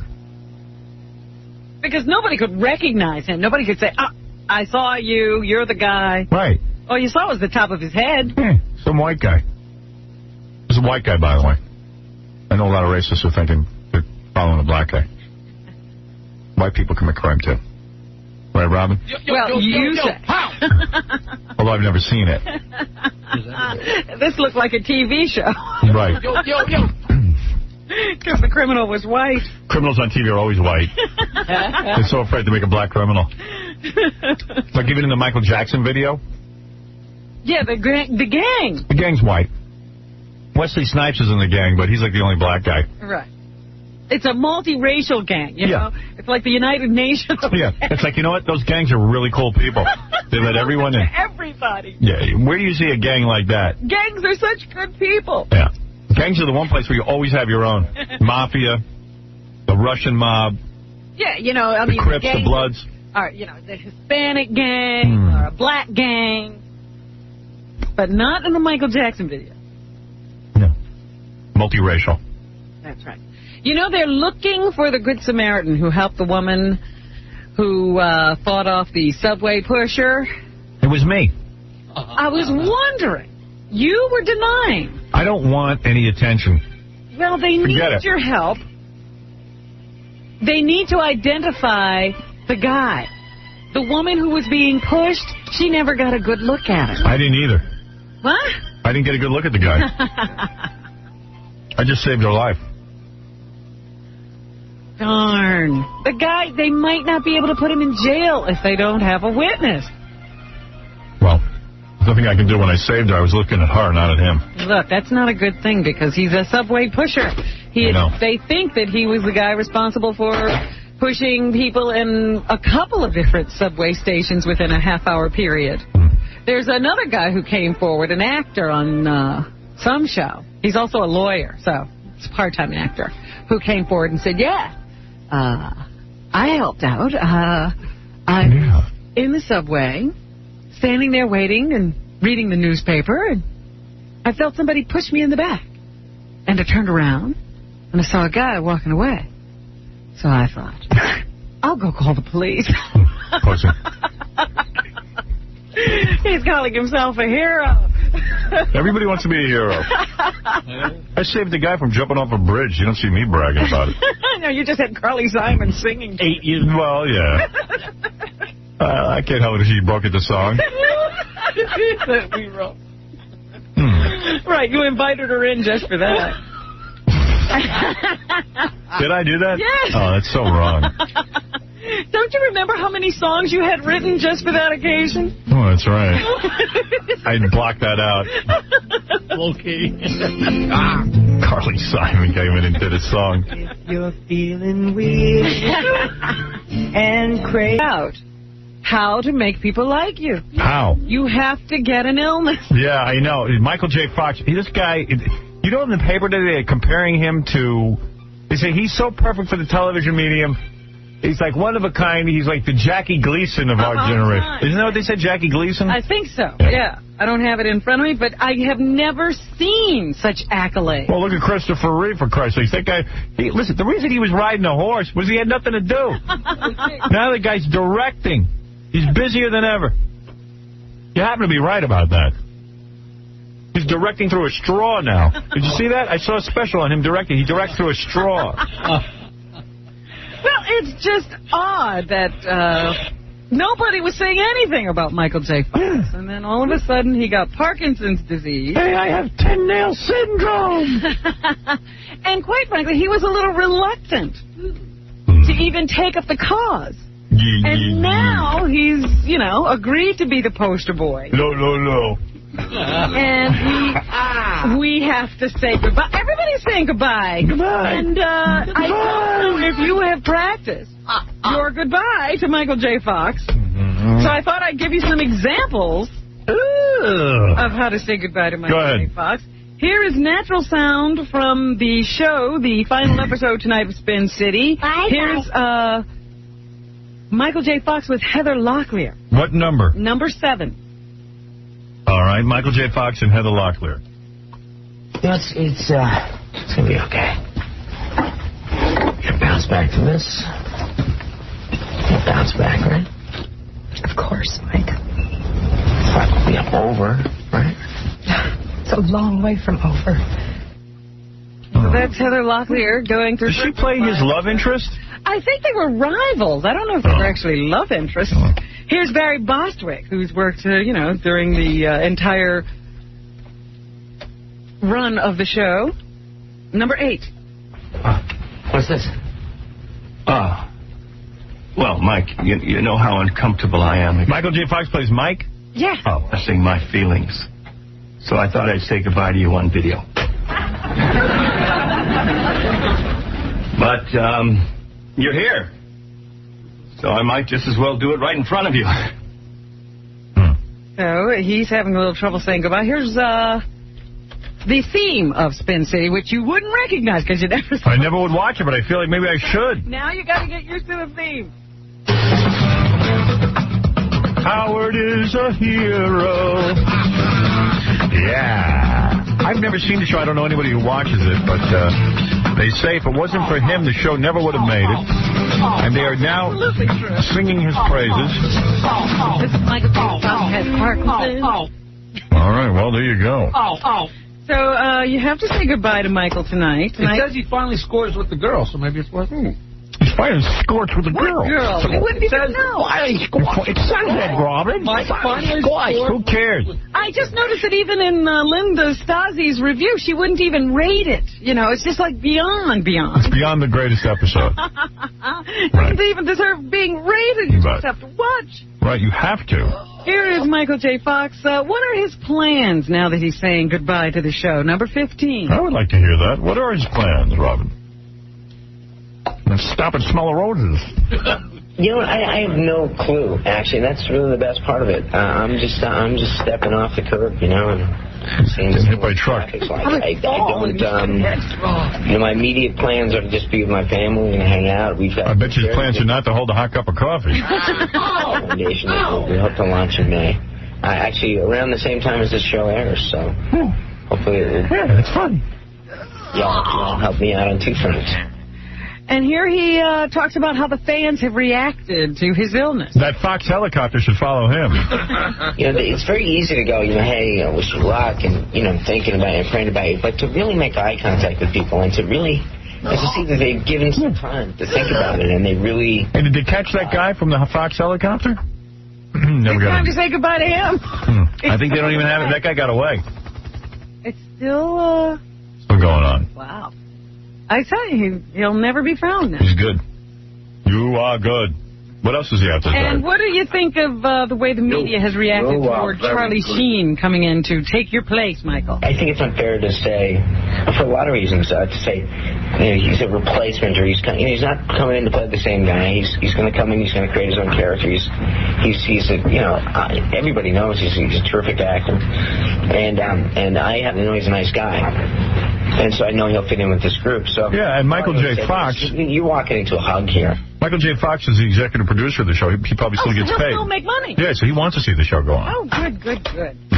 Well, at least Michael's making money. Yes. The Knicks and the Pacers squared off in Indiana last night in the first game of the Eastern Conference Finals, and the score was 102-88. The Knicks had the 88. They suck. You know, even though they won that last game, they put you through too much. The Lakers, they just win. Or they lose. Right. Decisively. Yeah. But the Knicks, you know, they have to keep you on the edge of your seat. Here is Latrell Sprewell, who was roundly criticized last night because the Pacers managed to have a fast break and score because he was showboating after dunking a ball. Everybody on this team shoots the ball well, so it doesn't matter who you put in the pick and roll with Mark Jackson. You know, no. Pick and roll. Have to do a good job of hitting those guys because they a couple of white guys. Yeah, he says he probably could have gotten back down the court if he wasn't showboating after the score. You let the white man beat you. Here's Patrick Ewing, whose feet started to hurt. My feet hurt. My feet hurt. Where are my Epsom salts? Miami series was tough, but you can use that as an excuse. Follow him with the Fox helicopter. We didn't do what we needed to do. No. And they outplayed us. Somebody said to me they think it's fascinating that Patrick sweats so much during the game he has to change uniforms and take a shower at halftime. Patrick Ewing did a public service announcement, and this is probably the clearest you'll ever hear Patrick Ewing talk. I would pay $1,000 if anybody can give me the outtakes from here. Okay. I'm telling you right now. You can be any age, any color, male or female, rich or poor, a couch potato or a professional athlete. Pancreatic cancer is an unbiased, equal opportunity killer. It kills over 70 people a day, yet we know almost nothing about it. We need research. The same thing that has helped with heart disease, breast cancer, and AIDS. Wow. Not for you. Well, I don't know if you'll get the outtakes. I want the outtakes. Pancreatic cancer had to be a major obstacle. That was cut together. Mm-hmm. All right, Patrick, just say pan. Creat. Ick. Pancreatic. Right. Pancreatic. Reggie Miller. One of the heroes of last night's game. Yeah. Number 20. All right. This is going to be a long series. This is going to be a dogfight. This is only one game, and I somewhat expected us to win this they one. caught the guy. But they got him? Then they got him. All right. I'm more worried about Thursday's game because now they have more time to prepare, and of course they can take it and watch the tape. And Van Gundy is excellent at making adjustments. So he's not just saying they're going to run over the Knicks. I want to talk about pancake cancer. No. Patrick, it's pancreatic. No, pancake cancer. Okay, take 2. Pancake cancer is very bad. Pancreatic. Whatever. Just cut it away. Pancakes. I've had pancakes. Pancake cancer. They give you cancer? Pancakes give you cancer? We need more research. Nobody knows why this is happening. Nobody knows. There's a big article in the Post today. People are very upset with the movie Erin Brockovich. Why? Especially the people in Hinckley, California. Why? Because they're the people the movie is about. Everybody thinks that they won $333 million in a suit against the utility company, and they say most of them hardly got any money. Mm-hmm. They say the lawyers got most of the money, and that the money was distributed in an unfair fashion, and the movie has caused them more problems because now they can't sell their homes. People are still thinking there's something wrong with the water, so the resale value of the homes has gone down. There you go. And they can't get health insurance. And Julia Roberts gets richer. They say Julia Roberts made a lot of money, and everybody's still making money off of them. They're angry with the lawyers. They're angry with Erin Brockovich. They're angry with the movie company. They're angry with everything. They get angry with God. Always thanking him. So sometimes it doesn't work out when Hollywood pays attention to you. I smell sequel. F you. This is really sad. A robbery victim who killed one of the suspects could be charged, Howard. This young co-owner of a Queens cellular phone shop could face charges after killing one of the fleeing thugs who robbed her. While the law generally protects people who fire weapons if they're threatened or acting to protect someone else, it doesn't always protect those who fire at fleeing suspects. They hit her with one of the phones when they came in to rob her place. Yeah. And then when they were on the way out, she grabbed a gun and she fired a couple of shots, hitting one of the guys in the head. He later died. And now they're sending this to the grand jury to see if she should be charged with something because maybe the gun wasn't registered properly, et cetera, et cetera, et cetera. But this was a young woman who was just, frantic after a bunch of guys came in and robbed her. She was supposed to think, they're leaving the store, I shouldn't shoot. I say rob people at your own risk. Right. Why are we protecting them? Yeah, we have to know what to do when people are robbing us? Crying out loud. Yeah, well. Thought I'd bring that up. That's how the law works. They say that American men are not studs. A new survey done by the June issue of Men's Health says that the average American guy has sex only 79 times a year. I'm so exhausted. It sounds like a lot. That's 1.5 times a week. Yeah, that's about right. Only half as often as men in other countries. You think the other guys are lying? Yes. Even more embarrassing is the revelation that American men masturbate almost as often as they make love. Yeah, I do that more. The magazine reveals that the average man engages in solo sex about once a week. You're above average. Oh, please. Once a week? Once a week. I guess everybody here is. How about once a day, at least? Christopher Reeve does it once a week. We're not hip guys. We're average guys. That's what the men's health editor says. He says that on average, men last about 14 minutes when they are having sex. Right. I'm doing it now. As far as lovemaking sessions, 14 minutes is the average. An American man is also prone to fooling around, Howard. They say on average, men will cheat on their wives. The statistic is 1 in 4.3. So 1 in 4.3 men cheat on their spouses. On the other hand, the odds of a wife cheating on her husband are 1.83. Right. Women don't cheat as much. The number of sex partners the average American guy has during his lifetime, what do you think that is? I plead the fifth. Okay, OJ. 11. 12.4. Oh. And what is the average for the American woman? 7. 4. Wow. Robin, you beat that. Wow. You beat that your first year of life. Jeez, I better stop. You're not kidding. Wow. On the virility front, American... How many guys do you think you've done? She did that many in her family. Oh, get out of here. Oh, that's absurd. That's absurd. How dare you? Crap you are. I never did anybody in my family. Stop perpetuating myths. Right. You sore spot. She's sore spot. you just, there's no reason for it. What's, Yes? How many men have you done in your life? Be honest. Count it? I know. Take a rough estimate. Shoes off. Take your shoes off. Around 10. Maybe 10 to 20? Give or take 10. Is it about 10? That was in the 80s. Somewhere. It's really only 10? That's not that bad. That's not bad since, 4 is the average. Yeah. You're not a slut. And you took 7 years off. Yeah, see, I was taking a break. I didn't get... You count that white guy in the Bahamas? Sure. All right. Why not?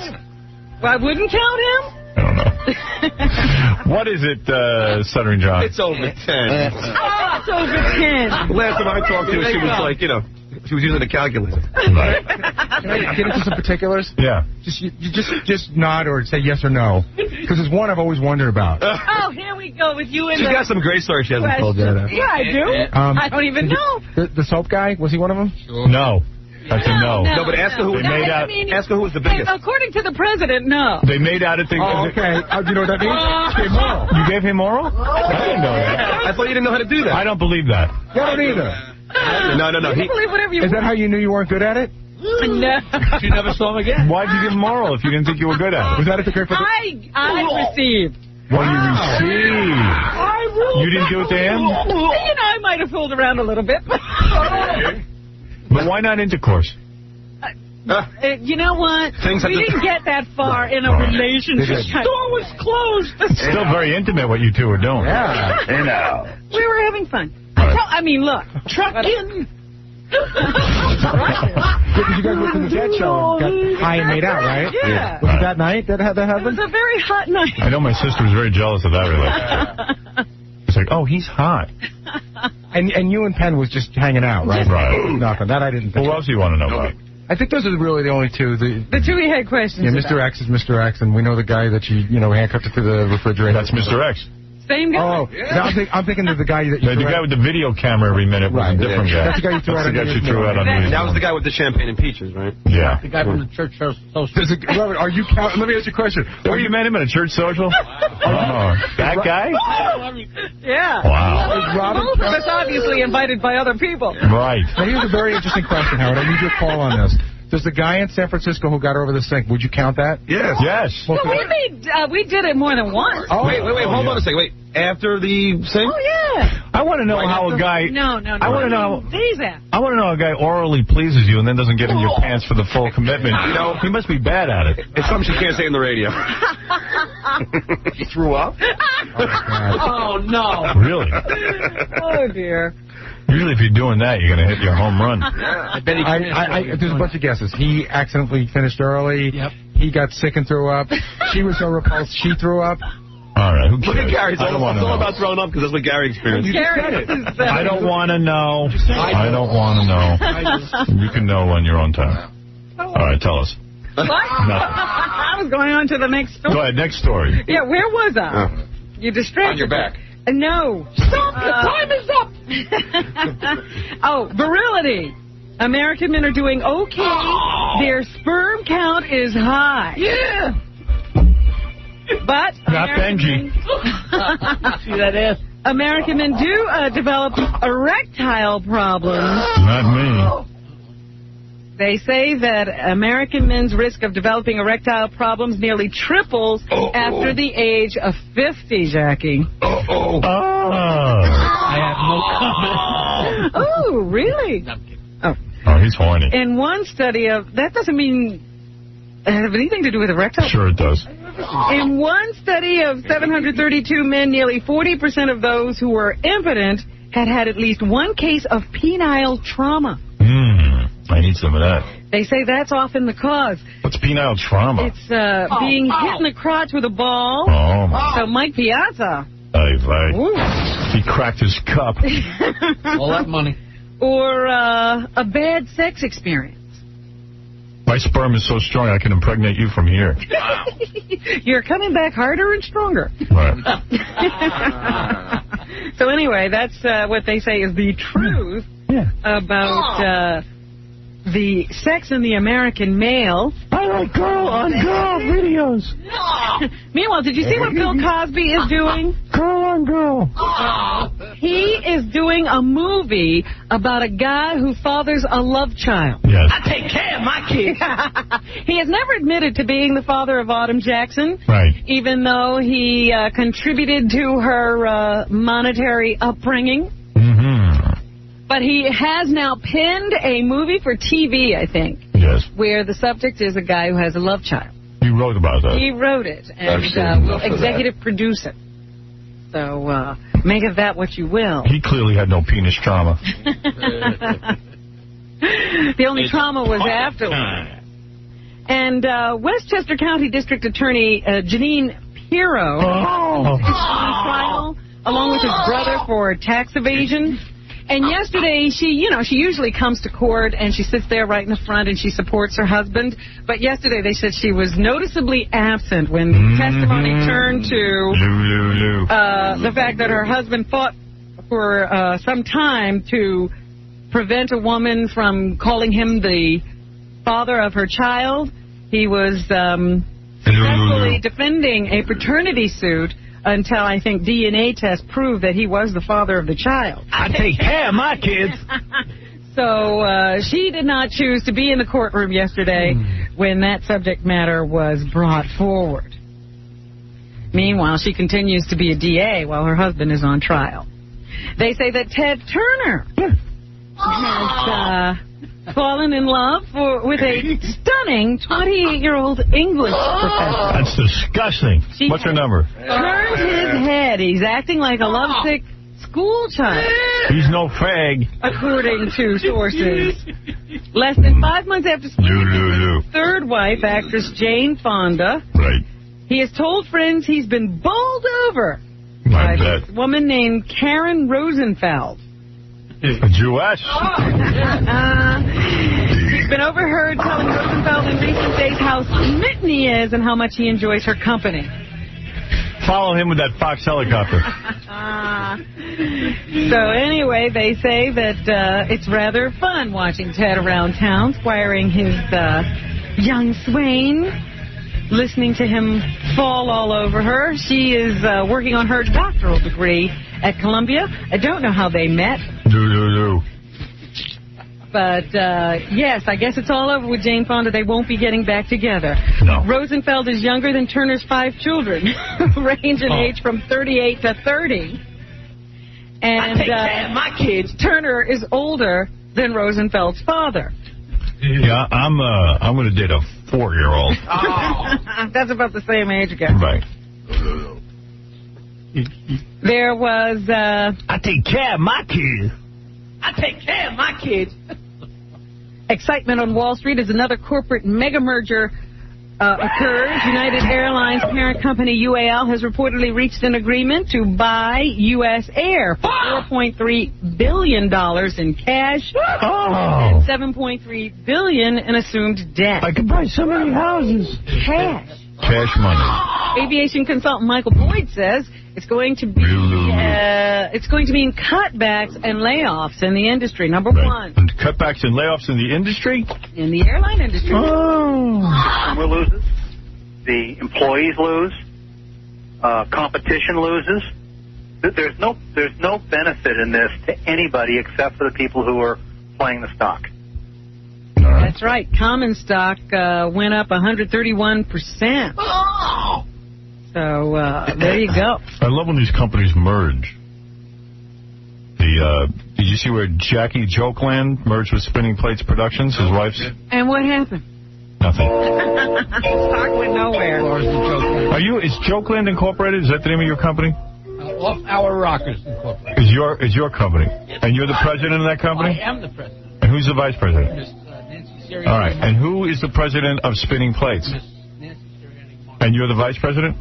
I don't know. Are you the vice president of it? I mean, do they just trade roles? I don't think I've been elected. Have both companies ever been brought together on one project? Occasionally we merge. What is that meaning? So whack. Banger like once a month.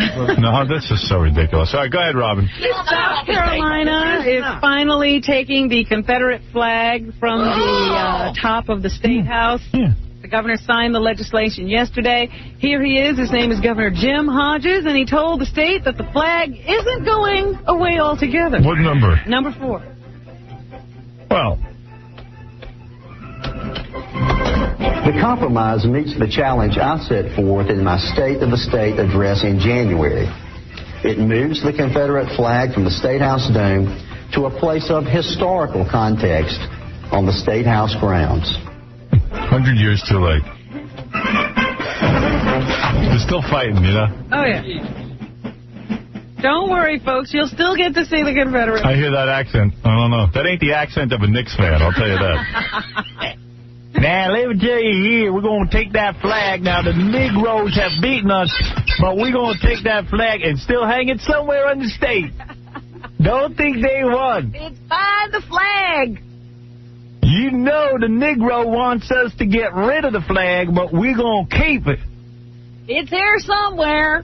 Anybody who finds it gets $1. Look at here, boy. You know that flag is still there. That's what you got to live with. We ain't getting rid of it entirely. The NAACP has called a boycott on South Carolina, and they said the boycott will continue as long as the flag is flying anywhere in the state. Now, the Negro and quote-unquote friends in New York, if you know what I mean. Wink.